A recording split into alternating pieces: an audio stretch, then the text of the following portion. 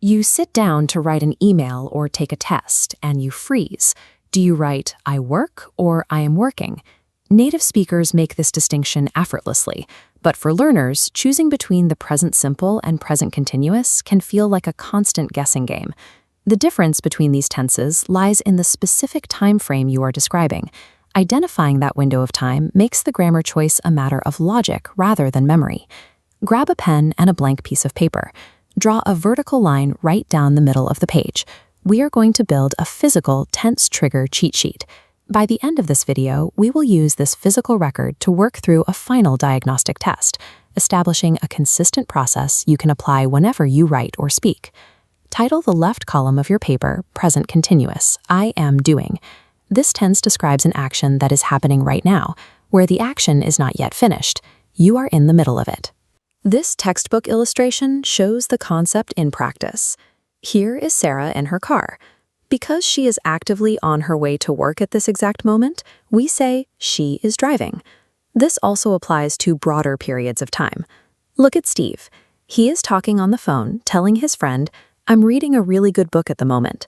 Steve is not literally holding the book and reading the words while on the phone, but he has started the book and hasn't finished it.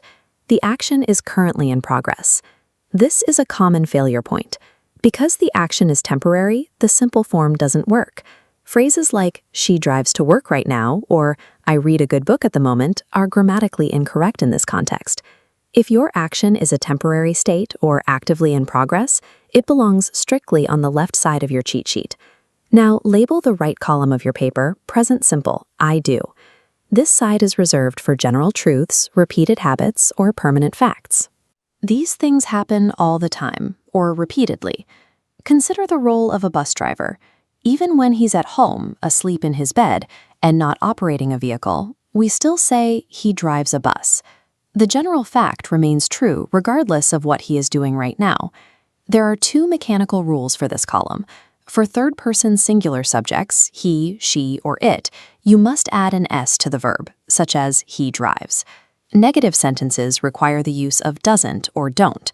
Your two columns now represent two distinct realities. The present simple column on the right is the baseline reality, what normally happens. The present continuous column on the left is the temporary reality, what is specifically happening in this given window of time. To clarify the choice between columns, we will populate the sheet with trigger words. Seeing these words in a sentence dictates which tense to use. In your left column, under a triggers header, write down immediate time markers, today, this week. Below that, add verbs that denote a change currently in progress, getting, becoming, and starting. If the population is going up, it is increasing. In your right column, write down adverbs of frequency. Words like usually, often, and phrases like every morning indicate a repeating habit, which requires the present simple. Finally, add a box to the right column for an exception, performative verbs. When you do something simply by saying it, like promising or apologizing, you must use the present simple. Write down promise, suggest, apologize. You say I promise rather than I am promising. You now have a completed matrix. By cross-referencing a sentence against these triggers, you can determine the correct tense based on evidence on the page. Let's test your sheet. Keep it in front of you. I am going to give you 4 sentences with missing verbs. Sentence 1, please be quiet. I blank to work. Sentence 2, the earth blank round the sun.